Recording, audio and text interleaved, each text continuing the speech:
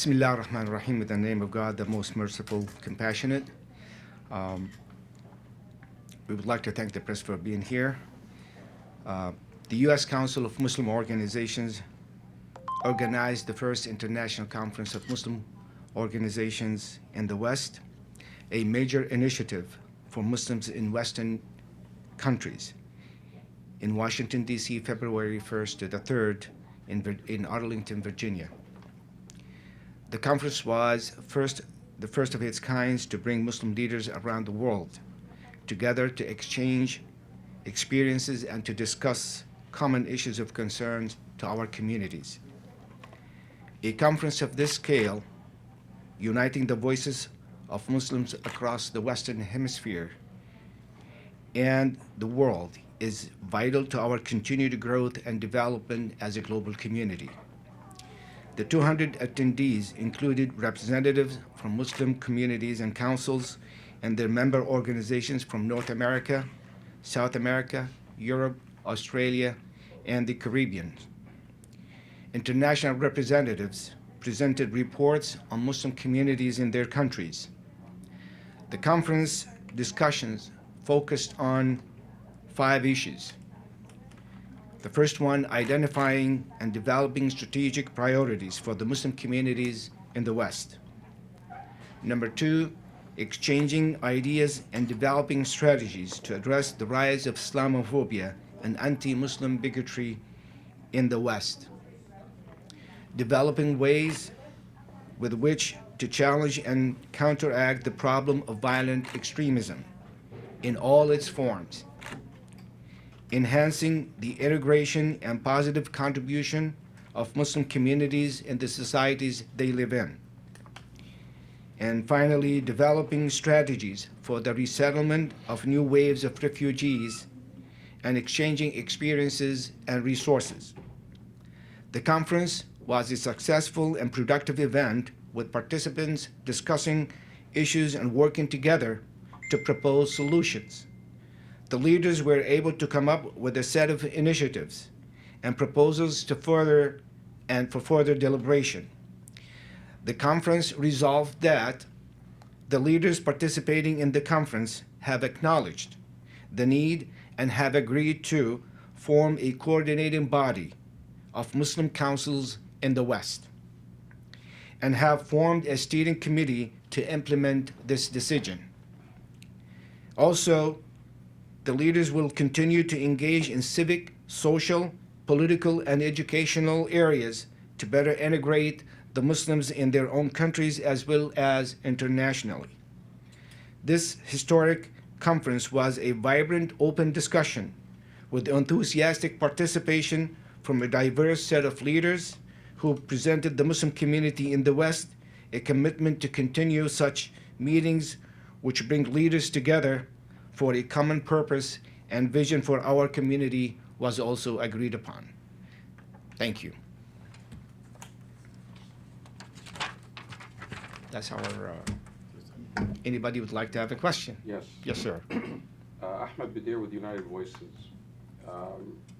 What will your coalition do to combat the rising tide of extremism in Europe and the flow of the recruitment of ISIS of European citizens and potentially young people from the West? Have you discussed that, and do you have a plan to resolve it?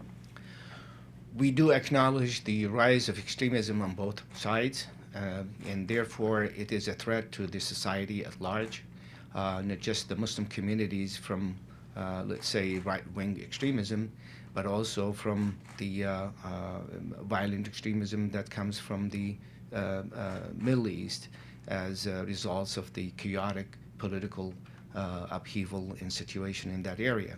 And the Muslim communities in the West have been caught right in the middle, trying to fight both extremism. And therefore, it will take more than just the Muslim community to face these challenges, but it's going to be an integral part of the government, community organizations, and law enforcement and citizens to really face this.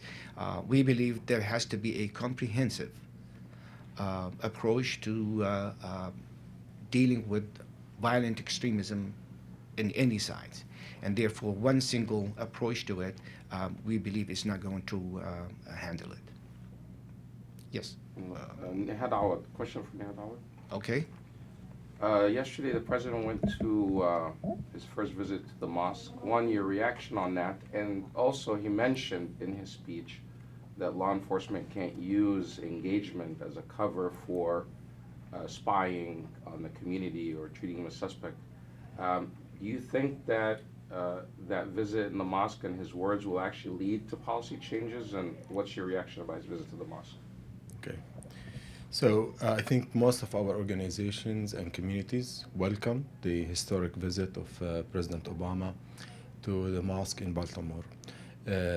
Many of our organizations have been calling and urging the president to take that step that was needed. And we appreciate not only the visit, but the content of his speech.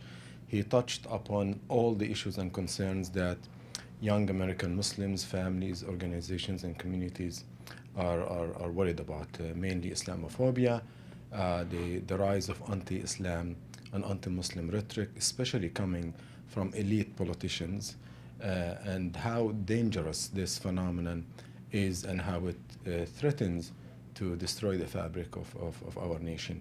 Also, the president acknowledged that the concerns that American Muslims have about their privacy and their constitutional rights. And he, in fact, pleasantly, I was surprised that the president cautioned against using the engagement programs with the Muslim community as a cover to spy on them and to conduct surveillance programs, something that we have condemned for many years. And I'm glad that the president pointed out to it. But the question is this speech going to translate into policy? We know that the president is in his last year, but we hope that the tone and the changes that he will make in the next few months will impact the incoming administration, regardless of who will be in the White House. So overall, I think the president's visit was important, was timely, and I know I heard some criticism from right-wing organizations and media. They have been criticizing everyone who disagrees with them, but we believe the president struck the right tone. I think, in addition to what Brother Nihad said, we do applaud the president for such visit. Nothing too late, and I think the president's statement is really very well received when he said an attack on one religion is an attack on all religions. We applaud the president for pointing out that ISIS does not represent Muslims, and Muslims do not agree with ISIS, and they are the victims of the very same group. So I think it should be noted that the Muslim community welcomes the president's remarks, and we believe this is going to help harmonize our communities and point out only the culprits in this and not really stigmatize the entire communities. All right, thank you very much.